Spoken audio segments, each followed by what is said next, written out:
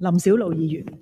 主席，我首先多謝楊永杰議員提出嘅原議案，同多位同事提出嘅修正案。我好中意行街市嘅，尤其係賣鮮活食品嘅濕街市。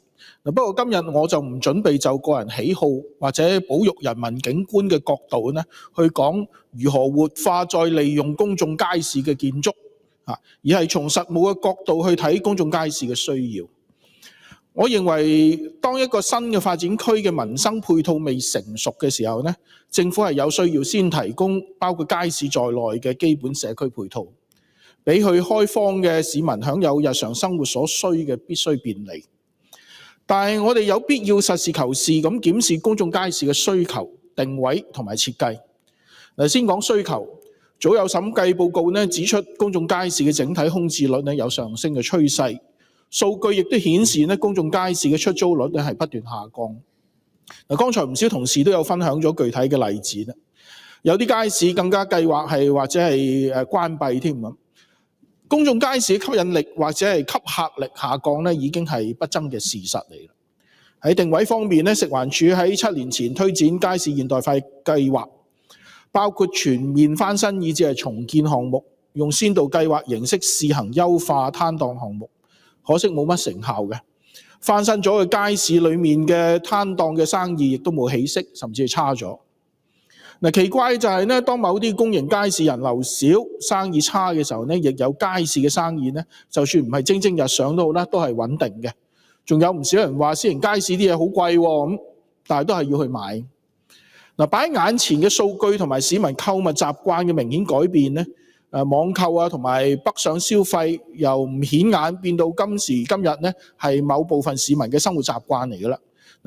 但係公眾街市嘅未來路向同埋定位仍然係未明朗，空置率問題仍然係繼續惡化緊嘅。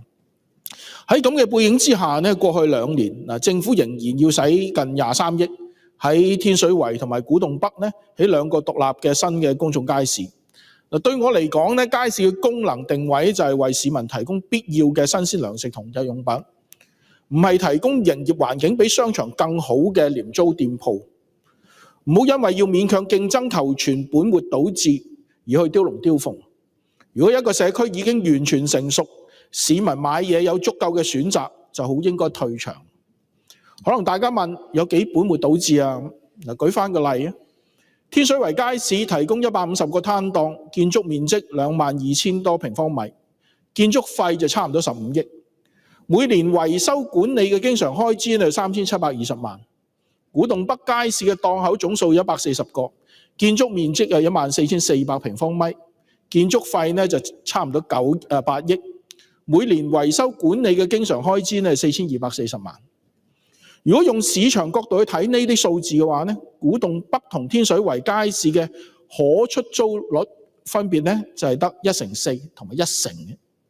每個攤檔嘅平均建築費係560萬同1000萬，平均每個月嘅維修管理費用去到每一尺150蚊同130幾蚊。參照依家嘅市道就算政府直接買鋪租鋪都唔使咁多錢嘅。咁唔該話我知乜嘢係成本效益呢？呢啲數字反映政府喺起新公眾街市嘅決策上邊係不顧現實、不計成本、不思變革嘅。如果話成本高正正係優化設計同營運嘅必然之惡，咁就要重新檢視下起公眾街市嘅初衷，究竟係為市民提供必要嘅社區配套，定係要求街市變身做旅遊打卡點，抑或係創新創業中心呢？如果係咁，出路就應該係叫文體旅局或者係民青局去接手㗎啦。我唔會假設政府識得因時因地制宜，全面掌握唔同消費層包括遊客嘅需求，去為每一個街市度身訂造租務營銷策略。仲要喺眾多類型嘅商業競爭對手之中脫穎而出，做到有聲有色。如果食環署話佢識做我仲驚。我只係希望政府能夠因應社會經濟環境嘅轉變，認真兼且大刀闊斧咁樣重新檢視公眾街市嘅相關政策。我嘅出發點唔係為慳而慳，而係實事求是咁為有需要嘅社區提供合適嘅配套。主席，本人謹此陳辭。